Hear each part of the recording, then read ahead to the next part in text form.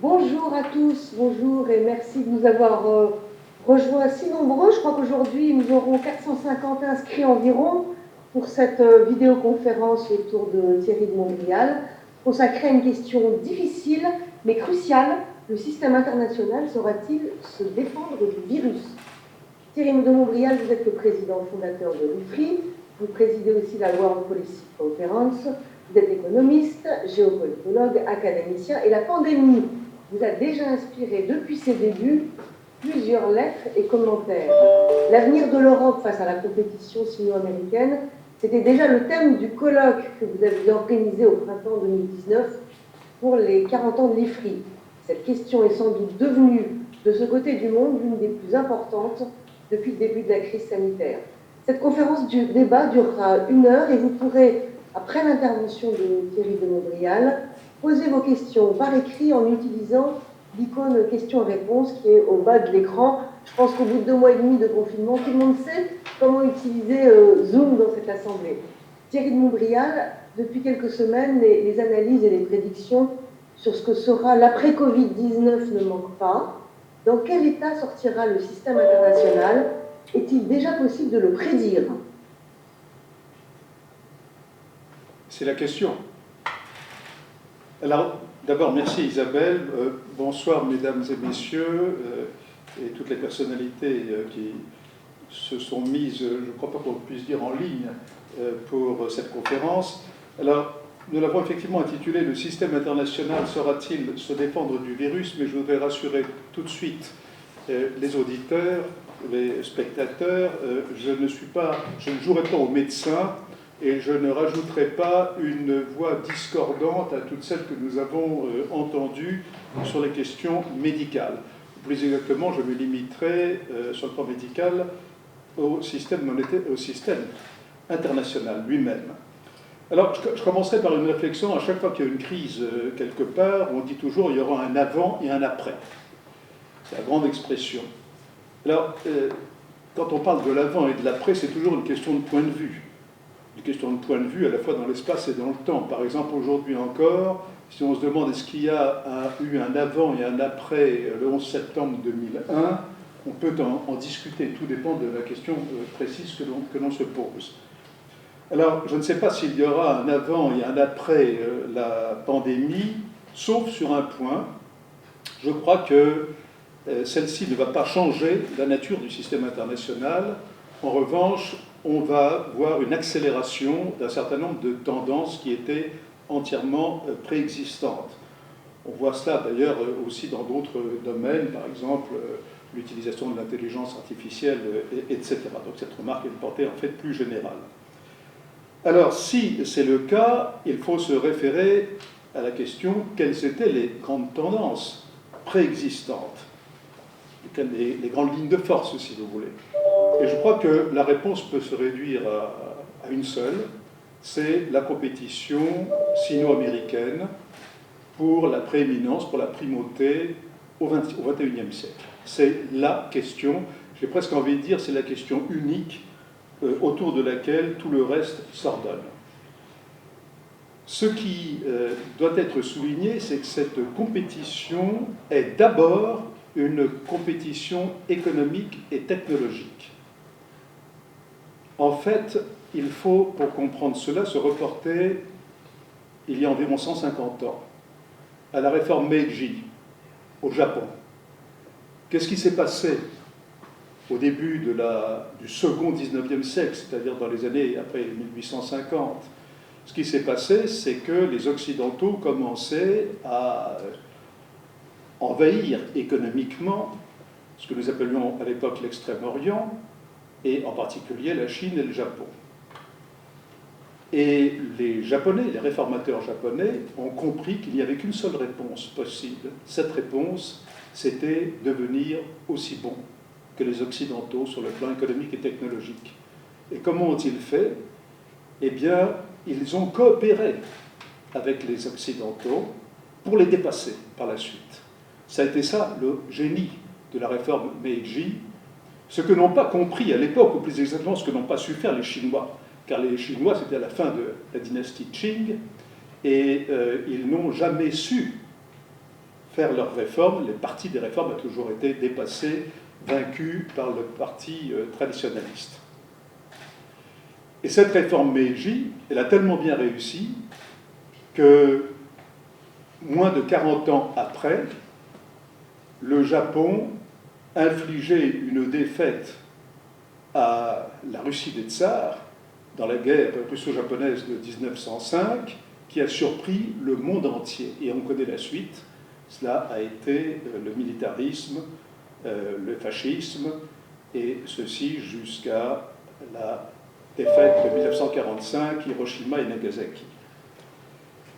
Eh bien, l'équivalent de la réforme Meiji, elle s'est produite à partir de 1979, c'est-à-dire à partir de la victoire des réformateurs en Chine et l'arrivée de Deng Xiaoping au pouvoir, sinon de l'ère de Deng Xiaoping. Et nous sommes aujourd'hui 40 ans après le début de cette phase d'ailleurs extraordinaire. Tout, mesdames et messieurs, s'ordonne autour de cela. Et la compétition sino-américaine à grands traits, on peut la diviser, je crois, en deux périodes, deux grandes périodes, qui sont les 20 premières années des réformes en Chine, c'est-à-dire en gros 1980 jusqu'à 2001. Pourquoi 2001 ? Parce que 2001, c'est l'entrée de la Chine dans l'OMC, et les 20 années qui ont suivi, c'est-à-dire jusqu'ici. Les 20 premières années sont celles un peu de l'euphorie idéologique de ce qu'on a maintenant pris l'habitude d'appeler la mondialisation libérale. Et le couronnement a été effectivement l'entrée de la Chine dans l'OMC. 2001, c'est aussi bien sûr le 11 septembre.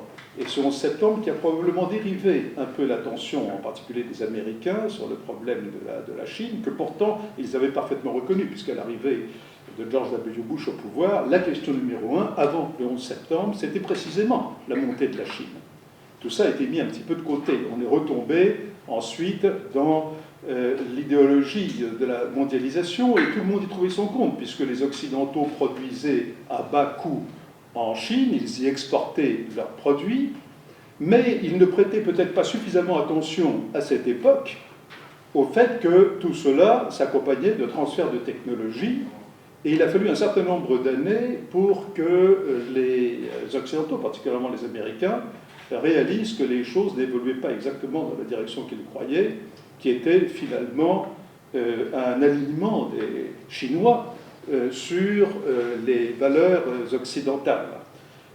L'histoire s'est passée autrement. Et là, on est tombé, donc, et c'est l'époque dans laquelle nous sommes entrés, dans la montée des populismes, en particulier aux États-Unis. Et cette montée, qui s'est traduite de la manière la plus vulgaire, si je puis dire, et la plus violente par le président Trump depuis son élection, s'est manifestée donc par une exacerbation de toutes les tensions. Et ce sont ces exacerbations qui se trouvent aujourd'hui magnifiées par la crise, par la pandémie, et où on découvre, où on redécouvre, où on insiste, où on en rajoute, peut-être dans certains cas, sur le fait que les pays, beaucoup de pays, étaient en voie de perdre leur souveraineté. D'ailleurs, cette notion, le retour à la souveraineté nationale est quelque chose de finalement très récent. Et on s'est aperçu que la compétition technologique, ce qu'on aurait dû comprendre dès le départ, c'était le nerf de la guerre. D'où les grands débats, par exemple, sur la 5G, mais aussi sur les masques, car vous remarquerez qu'on s'est mis à multiplier les domaines où on voulait insérer la notion de souveraineté jusqu'à ces fameux masques.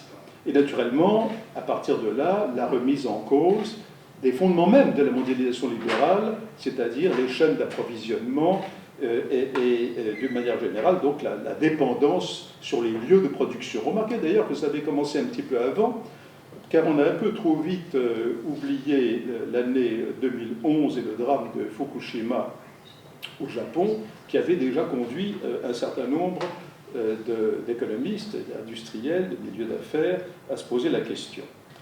Alors maintenant, je voudrais vous dire très rapidement quelques mots sur les États-Unis et puis sur la Chine, telle que je les perçois.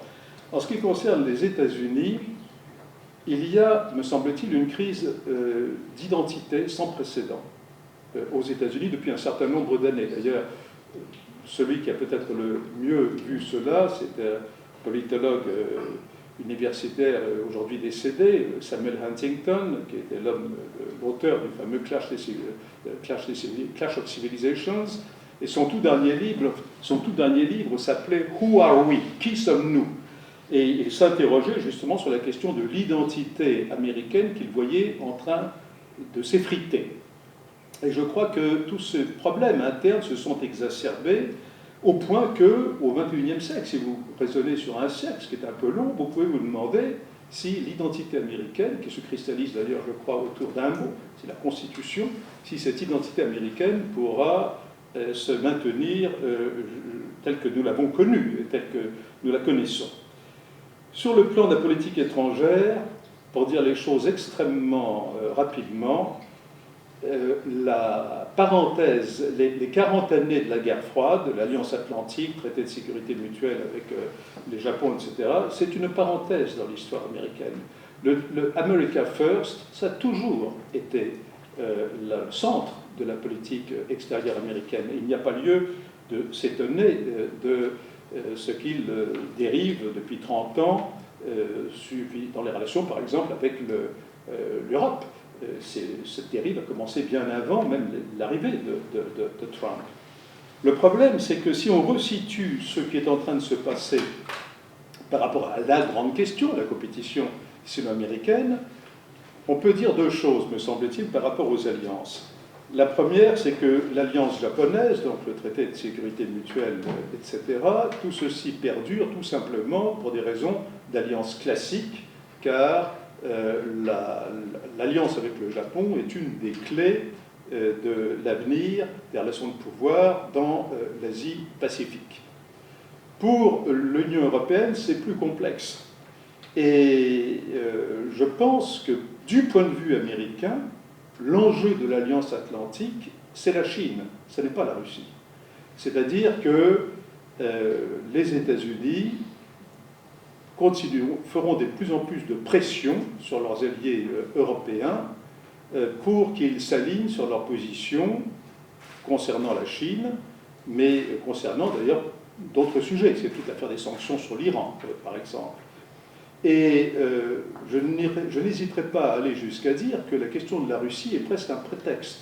C'est-à-dire que la Russie est l'adversaire commode pour masquer ce qui est fondamentalement derrière, c'est-à-dire le problème de la montée de la Chine. Et donc, dans ces jeux d'alliance, et je le répète, la question technologique est centrale, parce que la question militaire est seconde. Bien sûr, la question militaire suit la question technologique, ça a toujours été dans ce sens-là. Mais je pense que les grands enjeux de puissance dans les toutes prochaines années seront d'abord technologiques, y compris donc sur le plan des alliances. Et tous les autres pays sont en quelque sorte obligés de se repositionner par rapport à cette concurrence, et y compris la Russie elle-même d'ailleurs, et ceci est relativement perceptible. Alors maintenant, quelques mots sur la Chine elle-même, et là aussi je serai un peu schématique et très direct. La Chine a perdu 100 ans par rapport au Japon, et au fond, les réformes commencées en 1979 avec Deng Xiaoping, ce sont les réformes Meiji de la Chine, 100 ans après. Mais elle les a conduites de main de maître jusqu'ici. Quel est son objectif? Il est affiché aujourd'hui. L'objectif, c'est en 2049, au 100e anniversaire de la République populaire de Chine, d'être la première puissance mondiale. Aujourd'hui, l'objectif est affiché, clairement. Et quand je dis première puissance mondiale, c'est dans tous les sens du terme. Mais pour ça, la Chine a encore besoin d'un peu de temps, parce que le monde est beaucoup plus complexe qu'il ne l'était à l'époque Meiji, et les réformes, y compris sur le plan interne, sont loin d'être encore totalement accomplies.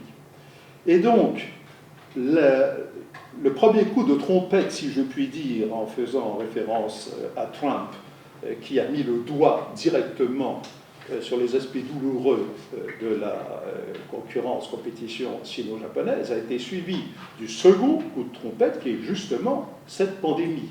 Et il l'a fait de la façon la plus populiste, et typiquement, par exemple, en parlant du virus chinois et de tout ce que nous connaissons tous. Donc il y a une accélération, et beaucoup de pays prennent le relais parce que, entre-temps, les Européens, mais pas seulement les Européens, ont commencé à prendre peur de cette concurrence,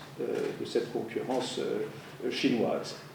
Et donc, nous en sommes là, ce qui veut dire qu'il va y avoir, il y a un durcissement qui devient actuellement un durcissement entre la Chine et presque les Occidentaux, si vous voulez, et la Chine, qui va compliquer singulièrement la tâche des réformateurs chinois, puisque nous allons, il va y avoir beaucoup plus, il va y avoir des délocalisations et des relocalisations, des questions de technologie, de souveraineté, comme j'ai déjà mentionné. Donc, cet aspect de catalyse du virus, catalyse, encore une fois, je passe sur le plan politique, d'accélération des tendances, va, je pense, compliquer singulièrement une vie qui était déjà assez compliquée, puisque, si je comprends bien les choses, Hu Jintao était considéré comme relativement faible, et l'arrivée de Xi Jinping et le renforcement du pouvoir à Pékin a été très largement conçu pour pouvoir faire face à des difficultés qu'il prévoyait, mais il ne prévoyait peut-être pas le genre de difficultés qui sont en train de se produire à l'heure actuelle.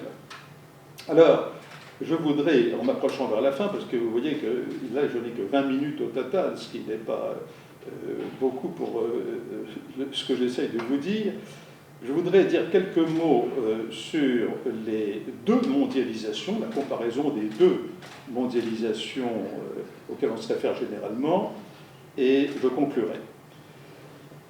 Tout le monde a fini par remarquer qu'il y avait eu une première mondialisation. Et cette première mondialisation, ça a été, mesdames et messieurs, une mondialisation par le fer et par le sang.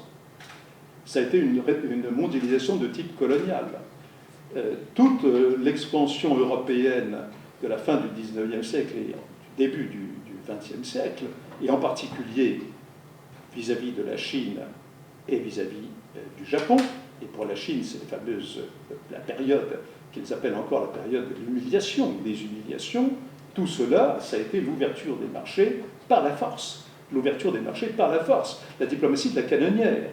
Et d'ailleurs, cette période de mondialisation, elle s'est terminée par quoi? Par la Première Guerre mondiale. Le mot mondialisation a été dans le vocabulaire courant inventé d'abord pour signifier la guerre. La seconde mondialisation, celle dans laquelle nous sommes encore, se heurte aujourd'hui à des difficultés, un retour partiel des protectionnistes, des hésitations en tout cas, auxquelles que je viens de rappeler. Et toute la question est de savoir si le monde sera capable de mettre en place des règles du jeu nouvelles. Car on parle du multilatéralisme. Mais le multilatéralisme, qu'est-ce que c'était? C'était les règles du jeu dans le monde occidental, ce n'était pas les règles du jeu dans le monde tout entier. C'était les règles du jeu dans le monde occidental, et il y avait un leader. Et ce leader, c'était les États-Unis. Le problème aujourd'hui, c'est comment établir des règles qui puissent s'appliquer à l'échelle du monde entier, alors qu'il n'y a pas de leader et qu'il n'y en aura pas. Et que tout ceci se fera à l'ombre de cette compétition sur laquelle j'ai beaucoup insisté.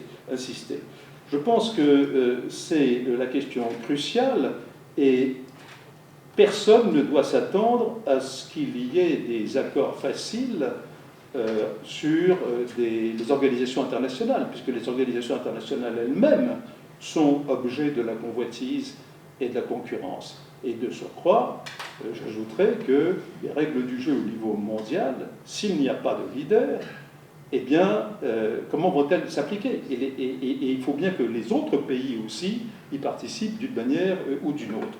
Voilà, je crois, l'enjeu fondamental, les questions qui ont été catalysées par la crise du virus. Et pour conclure, je voudrais dire un mot sur le dilemme entre ce qu'on appelle parfois le Thucydides trap, la trappe de Thucydide, ou celle de Kindleberger. Alors tout le monde connaît la trappe de Thucydide, c'est le piège de Thucydide, que le politologue Graham Allison a popularisé dans un livre célèbre. C'est-à-dire l'idée que quand il y a une grande puissance émergente, ça conduit presque sûrement à la guerre.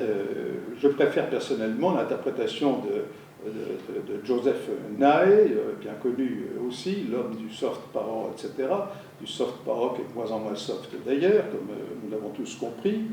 Et lui, il parle plutôt du Kindleberger trap. Kindleberger, c'est un grand économiste qui est mort maintenant, américain, et qui a beaucoup étudié l'entre-deux-guerres et la Grande Dépression, etc. Et la thèse de Kindleberger, c'est que la Seconde Guerre mondiale était très largement la conséquence de la faillite économique, c'est-à-dire de l'incapacité du monde à l'époque d'organiser une bonne gouvernance économique. Eh bien, je reprendrai cela à mon compte et je dirais que si j'ai une crainte aujourd'hui, ce n'est pas qu'on a directement une forme de guerre que personne ne veut aujourd'hui entre la Chine et les États-Unis. Un seul cas où ça pourrait déborder, ce serait Taïwan, mais on n'en est pas encore là.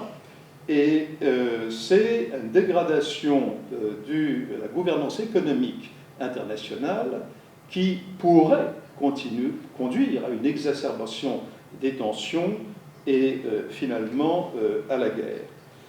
Et mon dernier mot, ce sera pour dire que, pour revenir sur cette idée que tous les autres pays doivent se positionner par rapport à cette compétition, et en particulier l'Union européenne. L'Union européenne n'est pas un pays, c'est une nouvelle construction politique que nous avons essayé de mettre en place depuis les années 50. Et la question de savoir, l'enjeu, c'est est-ce que l'Union européenne va être capable de se renforcer suffisamment pour pouvoir survivre et jouer un rôle en tant que tel sans se trouver complètement piégé par la concurrence entre les États-Unis et la Chine. Voilà, je crois que j'ai respecté à la minute près, si je ne me trompe, mes 20 minutes.